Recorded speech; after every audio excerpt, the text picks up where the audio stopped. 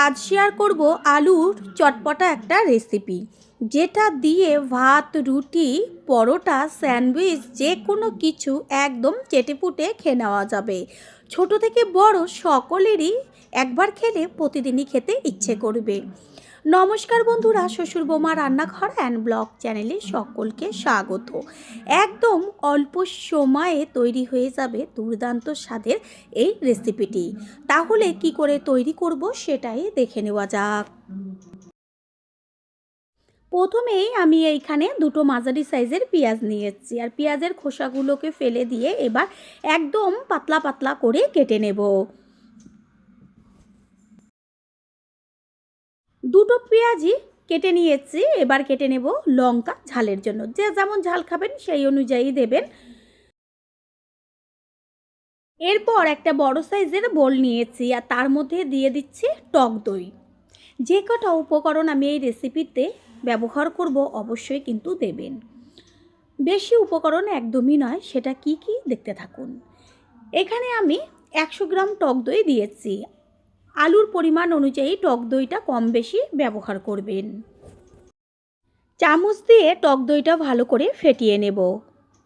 এরপর দইয়ের মধ্যে দিয়ে দেব যে পেঁয়াজগুলো কুচিয়ে রেখেছিলাম, সেই পেঁয়াজগুলো হাত দিয়ে একটুখানি পাপড়িগুলোকে ছাড়িয়ে দেব।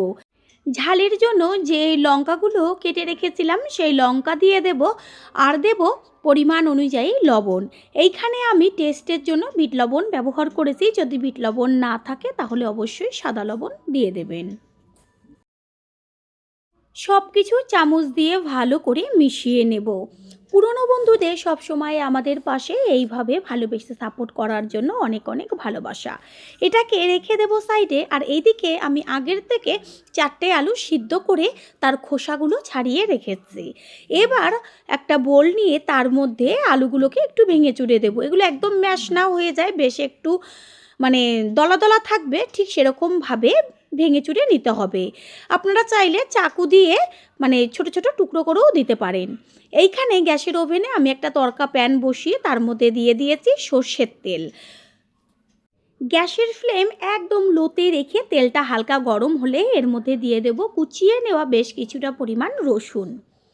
রসুনটা যখন বেশ লাল লাল হয়ে যাবে ভাজা, ঠিক সেরকমভাবে কিন্তু রসুনটাকে ভাজতে হবে। গ্যাসের ফ্লেম যেন একদম হাইতে না থাকে, তাহলে চট করে রসুনগুলো পুড়ে যাবে।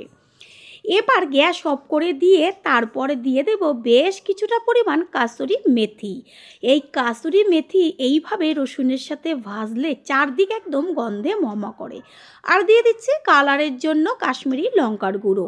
ঝালের জন্য তো কাঁচা লঙ্কা ব্যবহারই করেছি, কেউ চাইলে এটা স্কিপও করতে পারেন। তারপর সব কিছু ভালো করে তেলে মিশিয়ে নিয়ে এইবার গরম গরম অবস্থাতেই ওই যে দইয়ের সাথে পেঁয়াজটা মাখিয়ে রেখেছিলাম তার মধ্যে ঢেলে দেব। সম্পূর্ণটা ঢেলে দেওয়ার পরে চামচ দিয়ে ভালো করে মিশিয়ে নেব। আমি বারবার রিকোয়েস্ট করব, একবারের জন্য হলেও এইভাবে চটপটা আলুর রেসিপিটি তৈরি করে খেয়ে দেখবেন।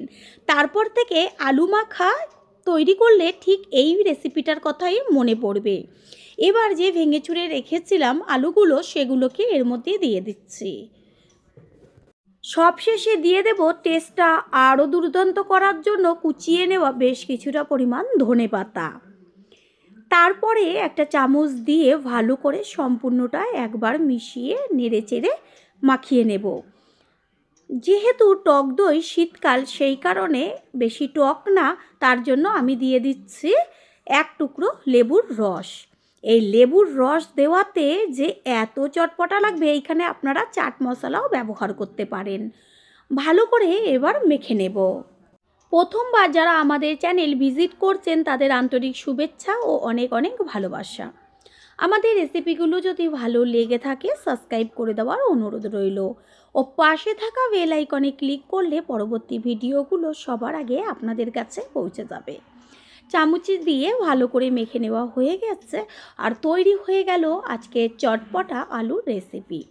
আশা করি রেসিপিটি ভালো লাগলো। এবার সম্পূর্ণটা একটা প্লেটে ঢেলে দেব। রেসিপিটি যদি ভালো লেগে থাকে তাহলে একটা লাইক, কমেন্ট, পারলে একটা শেয়ার করে অবশ্যই জানাবেন। আপনাদের দেওয়া একটা লাইক ও লাইকের পাশে থাকা হাইপ আর একটা শেয়ার আমাদের কাছে অনেক অনেক গুরুত্বপূর্ণ। All friend, thanks for watching my video. আপনারা সকলে ভালো থাকবেন, সুস্থ থাকবেন। আবারও দেখা হবে অন্য কোনো রেসিপির এপিসোডে।